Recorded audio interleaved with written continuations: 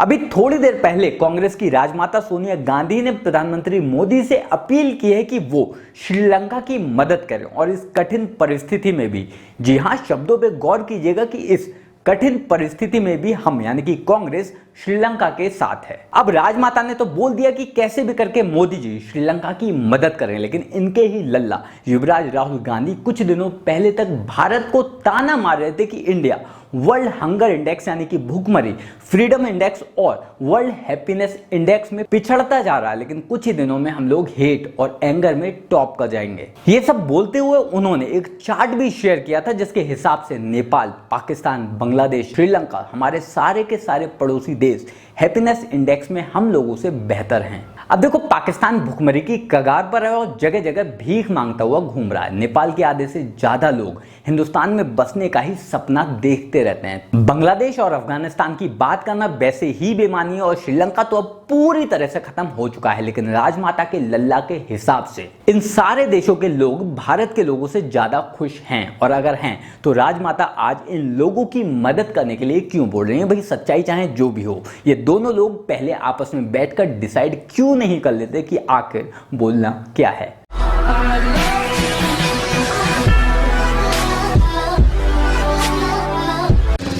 दुनिया के बड़े बड़े लिब्रांडों के हिसाब से वर्ल्ड हंगर इंडेक्स वो पैरामीटर होता है जो बताता है कि किस देश के लोग कितने ज्यादा खुश हैं। अपना लिब्रांडो वाला दिमाग लगाते हुए उन्होंने एक चार्ट बनाया जिसमें हमें 136वें नंबर पर रखा, लेकिन हमारे पड़ोसी देशों को जैसे नेपाल, पाकिस्तान, बांग्लादेश, श्रीलंका सभी को हमसे ऊपर रखा, यानी कि हमसे बेहतर बताया। अपने विदेशी अब्बाओं को देखते हुए हमारे देश के लिब्रांडुओं और हमारे देश के मुगलों ने हमारी सरकारों को घेरना शुरू कर दिया कि तुमने देश बर्बाद कर दिया। हैरानी देखी कि वर्ल्ड हैप्पीनेस इंडेक्स 2022 आए हुए अभी 6 महीने भी नहीं हुए और वो देश जो हमसे ऊपर रखा गया था, जिसे हमसे बेहतर बताया जा रहा था, वो पूरी तरह से कंगाल हो गया और उसके लोग दुखी होकर सड़कों पर घूम रहे हैं।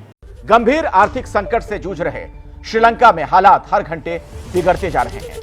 हालत यह हो गई है कि देश के राष्ट्रपति गोटाबाया राजपक्षे अपना घर छोड़कर भाग गए। राष्ट्रपति और प्रधानमंत्री रानिल विक्रमसिंघे को जबरन इस्तीफा देना पड़ा। श्रीलंका में ऐसा इसलिए हो रहा है क्योंकि श्रीलंका कंगाल हो गया। वर्ल्ड हैप्पीनेस इंडेक्स 2022 के हिसाब से श्रीलंका के लोग हिंदुस्तान के लोगों से ज्यादा खुशहाल हैं, और वो इतने ज्यादा खुश हैं कि वो सड़कों पर जो चाहे कर सकते हैं और कर रहे हैं, क्योंकि उन्हें पकड़ने के लिए पुलिस कम पड़ जा रही है और ऑलमोस्ट पूरा श्रीलंका ही सड़कों पर है। श्रीलंका के लोग इतने ज्यादा खुश हैं कि वहां कोई भी किसी भी मॉल से जो चाहे वो चीज लेकर अपने घर जा रहा है, वो भी बिना पैसे दिए। श्रीलंका के लोग अभी इतने ज्यादा खुश हैं कि वहां के आम लौंडे भी राष्ट्रपति भवन के डबल बेड पे WWE का मजा ले रहे हैं, क्योंकि वहां के राष्ट्रपति और प्रधानमंत्री जैसे सारे बड़े नेता देश छोड़कर भाग चुके हैं। And Rollins starting to pick up the pace. Here comes the Universal Champion. Andrade sent over the top rope. They got something big up his sleeve. Yeah, big opportunity. Cover by Rollins. Picks up the win. Sri Lanka लगभग पूरी तरह से खत्म और कंगाल हो चुका है, और इस बात का और वहां के लोगों को लेकर मुझे थोड़ा सा दुख भी है। लेकिन वो लोग जो कल तक श्रीलंका, पाकिस्तान, अफगानिस्तान जैसे देशों को हम लोगों से ज्यादा खुशहाल बता रहे थे, अब वही लोग बोल रहे हैं कि मोदी की खराब नीतियों की वजह से भारत भी श्रीलंका जैसा बन जाएगा। इन मदरसा छाप और जेएनयू वालों की नाजायज औलादों से पूछा जाए कि जब श्रीलंका चीजें फ्री में बांट कर, टैक्स में छूट दे देकर, पेट्रोल सस्ता दे देकर अपने पैरों पर कुल्हाड़ी मार रहा था, तब तुम क्यों उनका गुणगान किए जा रहे थे?